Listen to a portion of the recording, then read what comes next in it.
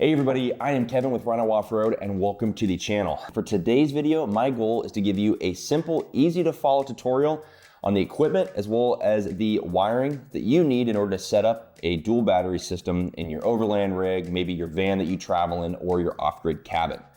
Now, my goal here is to cut out a lot of the electrical minutia because you don't necessarily need to fully understand it in order to set the system up. I have a 2012 Jeep Wrangler JK that I explore the Sierra Nevada with, and I have been a champion of portable battery systems, and specifically have been using a 500 watt Bluetti portable battery in the back of my Jeep.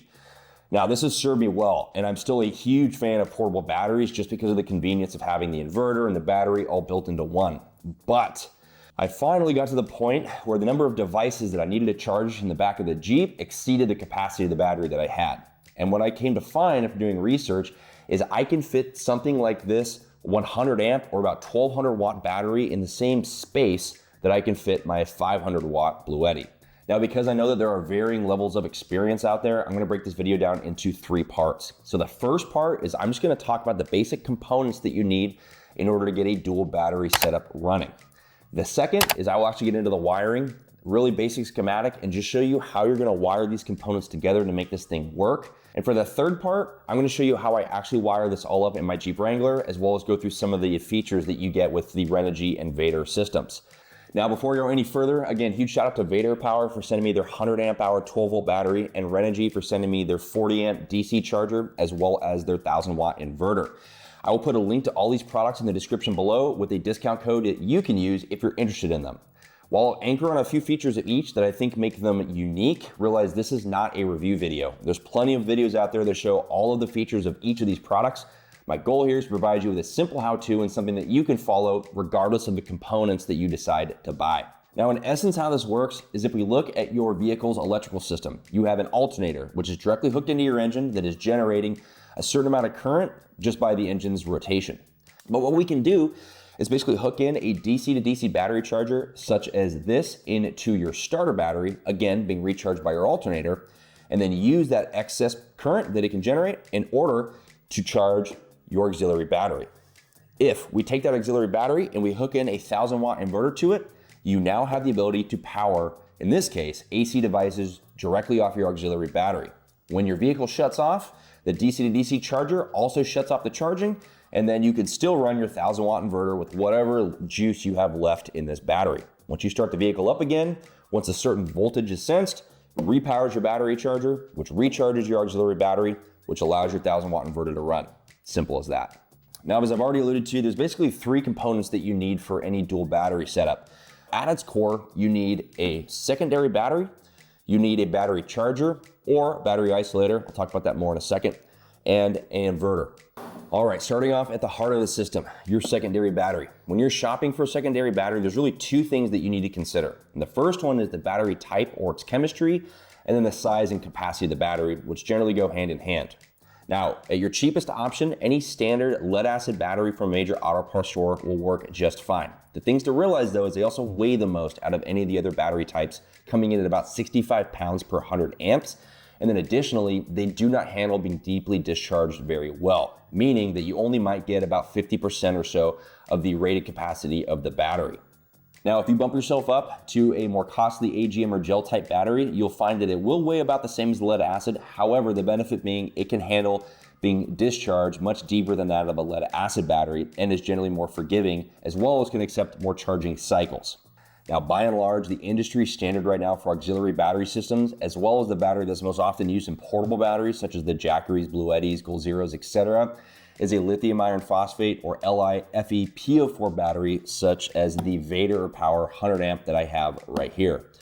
Now, one of the coolest things about lithium iron phosphate batteries is that it can be discharged almost down to 0%, meaning that if you have a 100 amp hour 12 volt battery such as this, quick public math, that's about 1200 watts, you can actually get that rated energy out of the battery without affecting or damaging the cells in any way. This battery is rated up to 5,000 of those charges and discharge cycles. Whereas again, a lead acid battery, you're gonna find that you can only discharge it to about 40 to 50% before the voltage gets too low, and any further discharging would damage the cells permanently. Now, the other really cool feature about lithium iron phosphate batteries is the weight savings.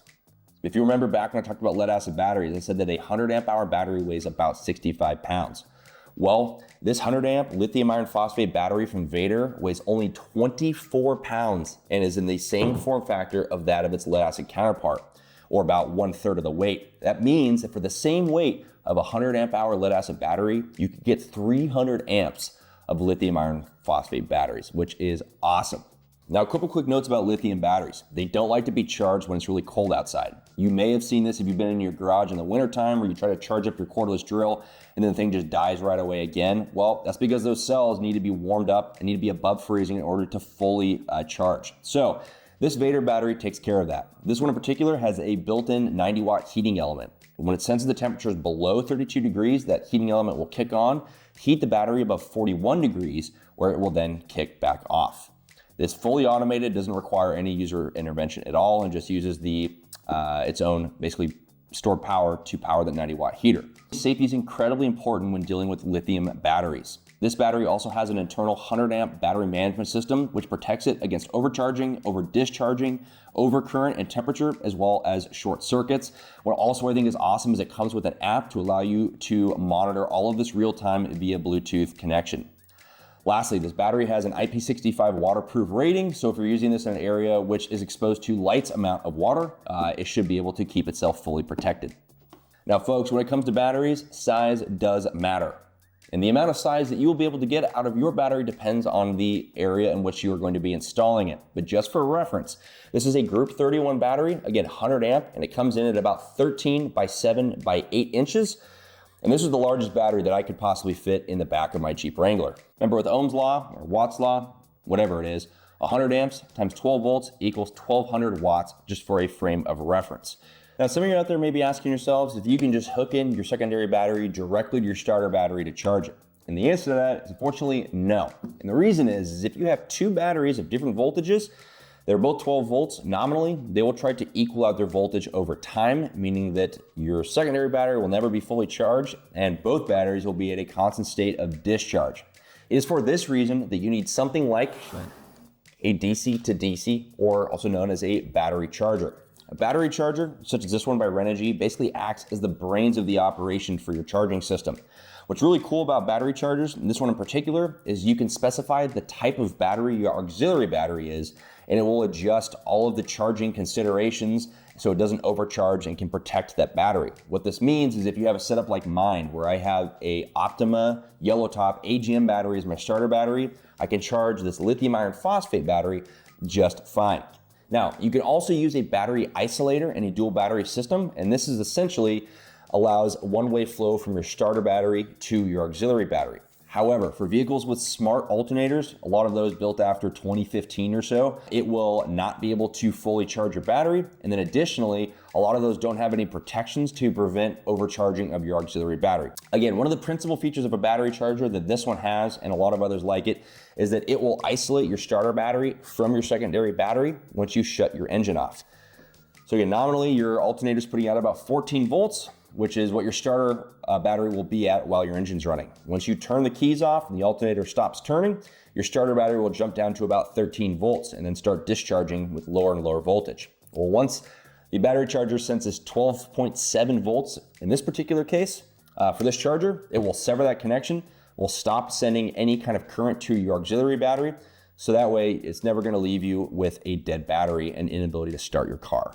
Similar to the Vatrer battery, this DC to DC charger comes with a whole host of protections. It will prevent against overcharging your batteries, we've already talked about, and over discharging your starter battery. Lastly, with battery chargers, you want to mount this somewhere with really good airflow, so maybe not under your engine bay. For me, I'm going to probably put it underneath my passenger seat. And then you want to mount it as close as possible to your auxiliary battery so that you can minimize the amount of voltage loss that you get. Lastly, for battery chargers, when it comes to choosing what you want the output rating to be, really it comes down to what your total battery bank size is and how often or how long you're gonna be able to run your alternator, or obviously the amount of daylight you have if you're using solar. Again, this particular charger here is 40 amps at 12 volts. So just to put some specific numbers to it, if I was recharging this battery at 50%, again, it's a 100 amp hour battery that was 50% depleted, we'll say, this 40 amp battery charger would recharge it in about 2.5 hours. If this was only rated at 20 amps, it would now take 5 hours to recharge. All right, we are on the last piece of the puzzle here, which is the inverter. And in simplest terms, the inverter basically takes the direct current or DC energy that's stored within your battery, and then it converts it into AC or alternating current. And this allows you to use your standard 3-pronged adapter that you see with most of your household devices in order to power them. When you're shopping for an inverter, there's really just only a couple things to consider, and that is making sure it's the right voltage. So in this case, 12 volts, and then also what the power output is. So this inverter by Renogy is 1,000 watts, meaning it's rated for 1,000 watt of continuous output, and then it can peak up to 2,000 watts. When you're sizing this up, you really just want to look at what devices that you expect to power and how much power they expect to use. For my setup, I use a 50-quart fridge, which draws about 40 watts at peak. So obviously I wouldn't be getting anywhere near the max rated output. But if you're gonna be stacking these devices, you have a Starlink antenna, a fridge, you're charging a whole bunch of camera gear, you may get yourself closer to this 1,000 watts. Or if you were gonna run a coffee maker, you wanted to bring a toaster with you, whatever it is, these toasters can easily pull over 1,000 watts. So you might wanna size yourself up to a larger inverter. Again, this particular inverter by Renogy is rated at 1,000 watts of steady output and then 2,000 watts of peak. It comes in at about $260. It has a positive and a negative protective cover here on both sides, and then a couple fans because these things do heat up when they are being used. If you look at it from the top down, you'll see it has multiple 6mm mounting holes, which gives you some mounting flexibility depending on where you want to put this. If we move to this other side, under this cap here is a hot, neutral, and a ground AC wire if you needed to wire a AC device directly into the inverter, which most of you should need to do. And then it has one AC outlet. I do wish it had more than this, however, easily mitigated by just plugging in a power strip or some kind of hub, which I plan on doing so that I have USB-C, USB-A as well. A couple cool features about this as well is it has a ability to basically use a remote to turn this on and off depending on where you put the toggle switch. They include the remote here with a 16-foot cable, so you'll be able to mount this pretty much wherever you need in the vehicle. Additionally, you'll see it has a COM port here, which it can interface with Renogy's BT2, which for right now, it looks like they're actually including when you buy the inverter. And this will allow you to basically use the Bluetooth app to check on the output, the input, as well as a bunch of different parameters of this inverter, which we will look at here during the install portion, which I think is really cool. Additionally, if you look at the toggle switch there, you will see that it has a 50 to 60 hertz selectable switch, and unique to this inverter, an eco mode, meaning if it senses that a low wattage device is drawing power, it'll enter a low power mode to basically just reduce the amount of energy that this thing is using to run. Lastly, it is a pure sine wave inverter, which is a really important feature to look for when buying an inverter. Without getting into all the nerdery, essentially a pure sine wave inverter produces much more stable and efficient power when converting AC to DC when compared to their modified sine wave counterparts. So I would only buy a pure sine wave inverter while you're out shopping. So that was a lot of information on the basic components. Now let's get into how we're gonna wire this up. All right, so instead of showing you guys some overly complicated schematic that quite frankly, I probably wouldn't understand, I visually laid everything out and taped the connections together with some 10-gauge wire I had laying around just to show you how everything interconnects. So before we even get into the diagram, let's just talk about the wire gauge that we're gonna use. Now, there's a nice little chart you can find online here, which will show the cable length, the maximum current expected, and then what gauge you should reference. However, Renogy has made this super easy, and in the manuals for both the inverter as well as the DC to DC battery charger, they tell you exactly what gauge of wire you should use based on how long the cable is going to be. I need to use 8-gauge wire just based on my 14-foot run length from the engine bay to the back of the Jeep. What I chose to use, and I got this on Amazon, I think it was about $40, is marine grade 8-gauge wire. I think this is about 30 feet of it. But why I bought it is because it is nice stranded copper here, and it is in a jacket. Again, because marine grade has this waterproofing jacket around it, but what this really helps for is when I run this all the way to the back of the Jeep, I'm not gonna be worried about getting nicks and things like that as I'm running it underneath the trim. So really excited to use this on this install. For the inverter itself, it actually came with this 4-gauge wire with the terminals already connected here. So really the guesswork's taken out. This is the cable that you're gonna use in between the inverter and the battery here. You'll see I use painter tape to make all these connections. You may have guessed it, that's not actually what you wanna use for your setup. So I went on Amazon and just got some high quality copper terminals here, which we'll use to actually make all of these connections when it comes time. It also comes with some heat shrink to make around the connections, which is awesome. And by the way, all this stuff is linked in the description below, so you can see exactly the products that I use for this setup. Talking about this from maybe an academic perspective, we'll just walk through the flow of electrons from the source, which is the starter battery or alternator in my case, or obviously if you're using a solar type setup, then that would be your source of energy. So as we move here to the DC to DC charger, you'll see Renogy has pre-labeled 2 of these wires with a DC input positive as well as ground. This is going to connect to your starter battery.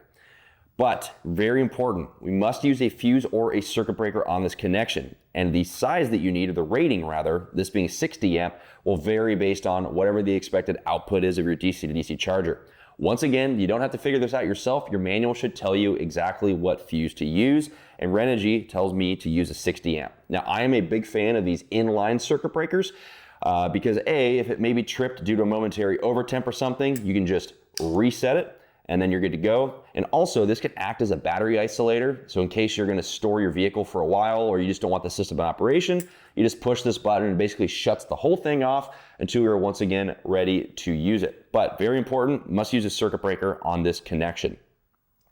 All right, energy flows into the DC to DC charger. It gets calculated here. It's use your battery chemistry that you set. Again, mine's a lithium iron phosphate, and then sends it out to the output here. The output is labeled in this case with a output plus, a little stamp here on the wire, and again, it's a yellow connection, and then you'll make the requisite ground. Now this is gonna flow all the way into your battery.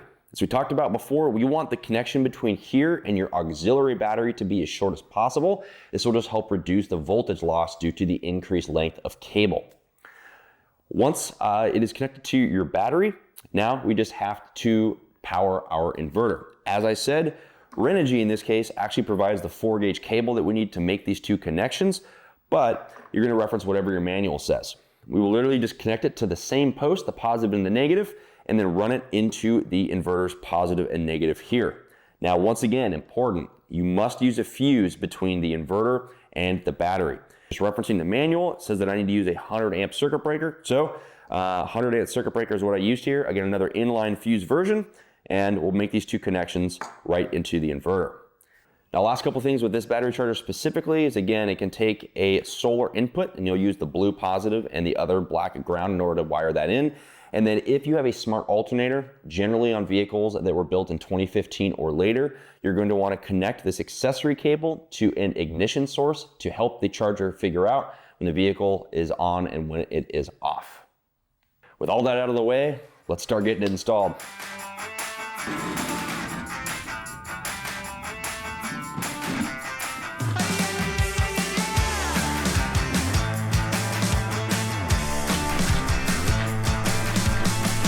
Get up on your feet, this is a shakedown.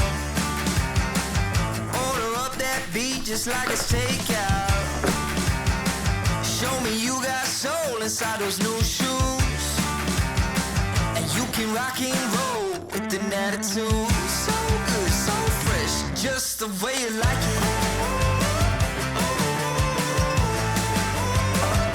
Just the way you like it. So good, so fresh. You're the new MC, you got the remix. Keep it on repeat, just let the beat kick. Everywhere you go, you bring the roof down. Everybody knows you got your own sound. So good, so fresh, just the way you like it. Just the way you like it. So good, so fresh. Yeah, you like it, the way you like it. Oh, yeah, you like it, the way you like it now. Yeah, you like it, the way you like it. Oh, so good, so fresh. Get up on your feet. Yeah, yeah, yeah, yeah.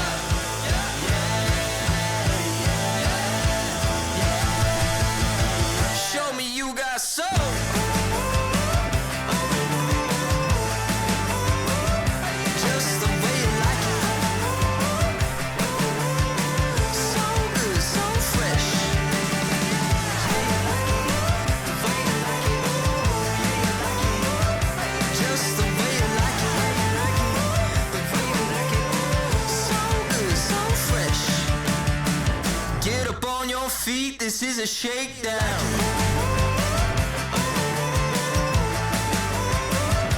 Just the way you like it. So good, so fresh. Yeah, you like it, the way you like it. Oh, yeah, you like it, the way you like it now. Yeah, you like it, the way you like it. Oh, so good, so fresh. Get up on your feet.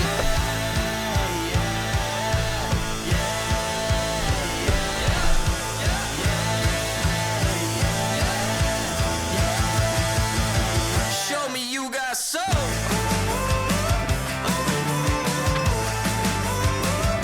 Just the way you like it. So good, so fresh.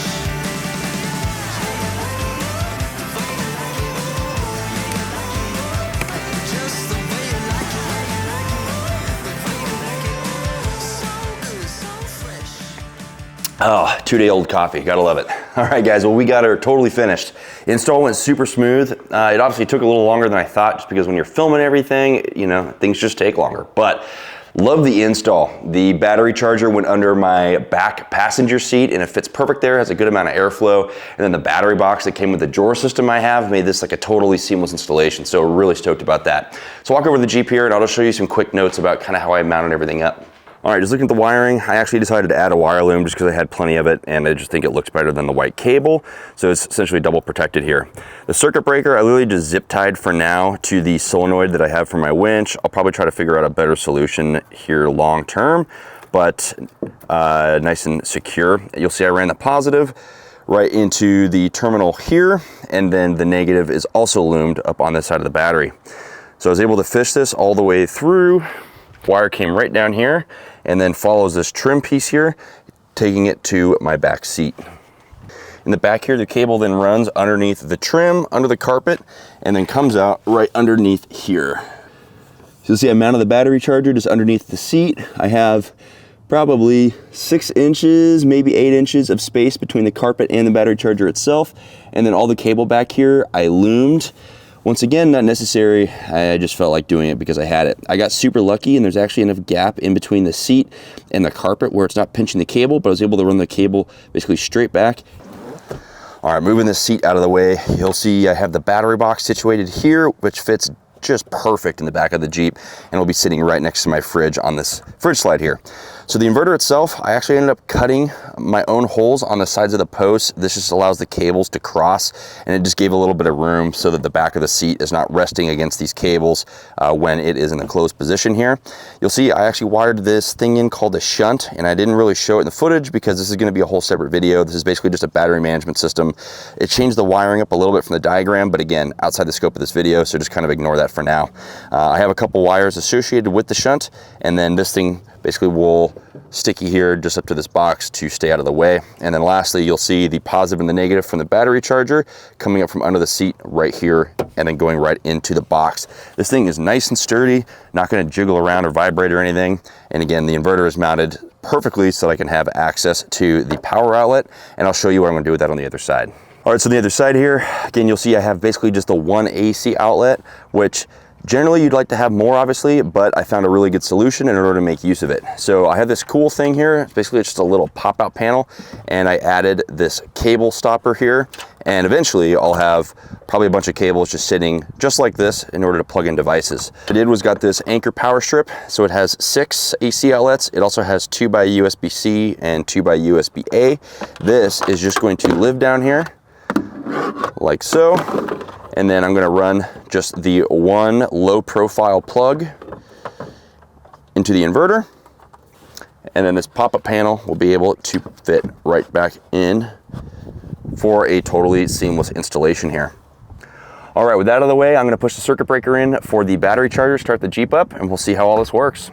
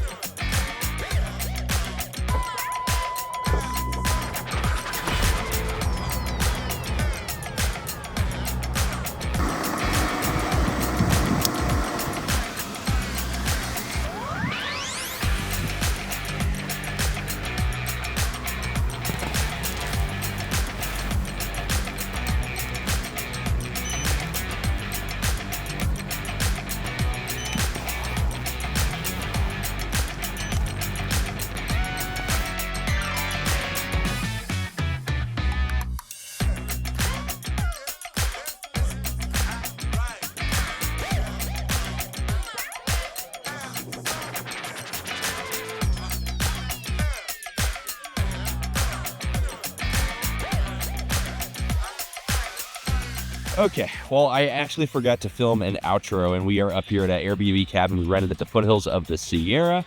I know this was a long one. I hope you guys got something out of it. It was really meant to be a tutorial, so I didn't really want to skip anything, but my wife says I can be a little long-winded, so, you know, sorry about that. But again, hope you got something out of it. Other than that, we're just enjoying the fire here. Had the little ones just cruising around. I'm going to enjoy the rest of this pub beer and watch the sunset. So, if you guys got something out of this, please hit the subscribe button, like it if you did, and then you can hit the little notification bell there for notifications of future uploads. Other than that, I'm Kevin, this is Anj, we're with Rhino Off-Road, and we will see you on the next one. Peace.